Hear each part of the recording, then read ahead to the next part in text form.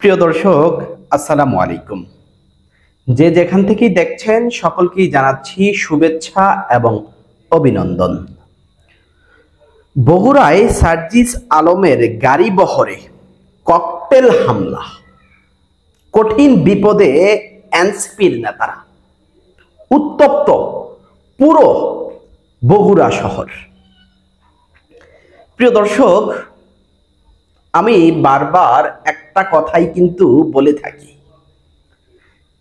সামনে নির্বাচন শেষে যদি বিএনপিও জয়লাভ করে তাহলে এনসিপির নেতারা বিএনপির টার্গেটে থাকবে। যদি কোনো রকম আওয়ামী লীগ ফিল্ডে নামতে পারে, আওয়ামী লীগ রাজপথে নামতে পারে, তাহলেও আওয়ামী লীগের প্রধান টার্গেটে থাকবে এনসিপির নেতারা। আমি জানি না 5ই আগস্টের পরে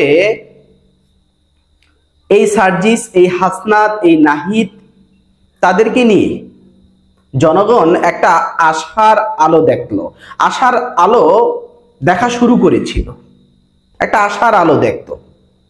কিন্তু কিছুদিন পার না হতে হতেই তারা যে পরিমাণ দুর্নীতি, লুটপাট, অপশাসন, অপকর্ম, বিভিন্ন দুঃশাসনের প্রতি জড়িয়ে গেল, এরপর পর তাদের থেকে মুখ ফিরিয়ে নিল সাধারণ জনগণ। দেখেন কি ঘটনা ঘটেছে। বগুড়ায় সার্জিস আলমের গাড়ি বহরে ককটেল হামলা, অল্পের জন্য বেঁচে গেল সার্জিস আলম।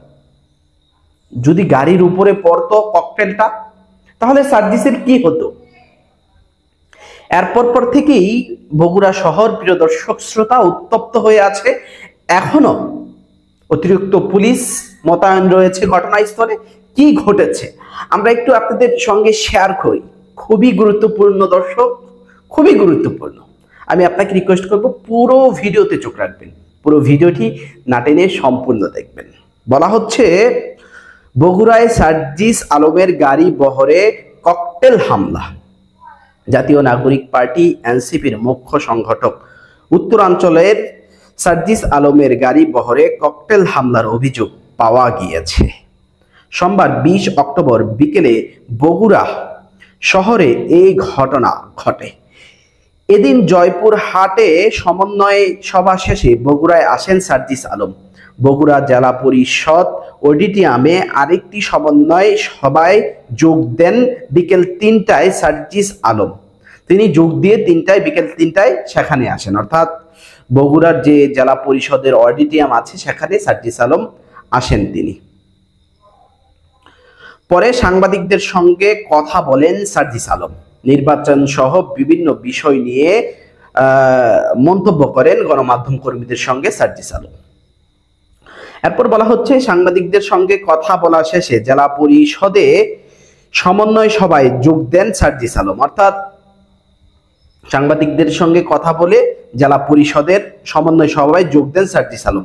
এরপরই জেলা পরিষদের পিছনে কারতোয়া নদীর পাশ থেকে 2টি ককটেল নিক্ষেপ করা হয়। চিন্তা করেছেন দর্শক? চিন্তা করেছেন সন্ত্রাসীরা কোথায় লুকিয়ে থাকে? নদীর পাশে লুকিয়ে থেকে সার্জিসকে হামলা করেছে তারা। খবরে বলা হচ্ছে এর মধ্যে একটি ককটেল জেলা পরিষদ প্রাঙ্গণে বিস্ফোরিত হয়, আরেকটি অবিস্ফোরিত থেকে যায়। খবর শুনে ঘটনাস্থলে উপস্থিত হন আইন শৃঙ্খলা বাহিনীর সদস্যরা। অবিস্ফোরিত ককটেলটি উদ্ধার করেন আইন শৃঙ্খলা বাহিনীরা। এনসিপির নেতারা অভিযোগ করেন, অর্থাৎ জাতীয় নাগরিক পার্টি এনসিপির নেতারা অভিযোগ করেন, বারবার বলার পরও আগে থেকে পর্যাপ্ত নিরাপত্তা ব্যবস্থা নেয়নি পুলিশ। মাত্র 2জন পুলিশ সদস্য মোতায়েন করার কারণে দুর্বৃত্তরা সুযোগটি নিয়েছে। এটা সত্য। 2জন পুলিশ, দুর্বৃত্তরা কি ভয় পাবে? যদি একটা পুলিশের ফোর্স দিত বগুড়া জেলা প্রশাসক, তাহলে দুর্বৃত্তরা আসলেই ভয় পেত। এটা যুক্তি আছে। বলা হচ্ছে ককটেল হামলায় কোনো হতাহতের ঘটনা ঘটেনি বলে জানিয়েছেন পুলিশ। বগুড়া সদর থানার পুলিশের ওসি হাসান বশির বলেন,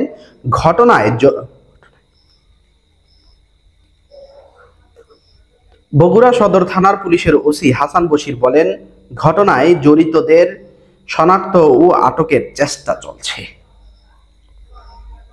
আমি জানি না পুরো বাংলাদেশের মানুষ সার্জিস হাসনাতের উপর যে একটা আশা আকাঙ্ক্ষা রেখেছিল,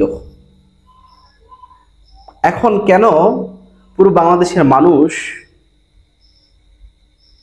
তাদেরকে বিভিন্নভাবে প্রতিহত করছে আমি জানি না। 5ই আগস্টের পর থেকে প্রথমে যে কথাটা বললাম, সার্জিস হাসনাতদের যে একটা বিশ্বাস ছিল, সেই বিশ্বাসটাই মানুষ তাদের মনের ভিতরে লালন করেছিল। কিন্তু দিন শেষে অবশেষে 1.5 বছর পরে এসে সেটা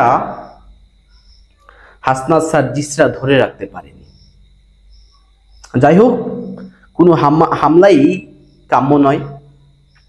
আমি আমার জায়গা থেকে বলছি, যারা সার্জিসের উপর হামলা চালিয়েছে তাদেরকে অতি দ্রুত আইন শৃঙ্খলা বাহিনী যেন গ্রেপ্তার করে বিচারের মুখোমুখি দাঁড় করায়। অবশ্যই সার্জিসের উপর হামলা একটা নিন্দাজনক হামলা। এই হামলার তীব্র নিন্দা এবং তীব্র প্রতিবাদ আমি আমার জায়গা থেকে জানাচ্ছি। প্রিয় দর্শক, কি ভাবছেন, কি মনের ভাব প্রকাশ করছেন, কি বুঝতে পারছেন? অবশ্যই প্রিয় দর্শক, আপনার মূল্যবান মতামত, মূল্যবান কথা কমেন্ট বক্সে লিখে আমাদেরকে জানান। চ্যানেলে নতুন হলে অবশ্যই চ্যানেলটি সাবস্ক্রাইব করুন। ধন্যবাদ।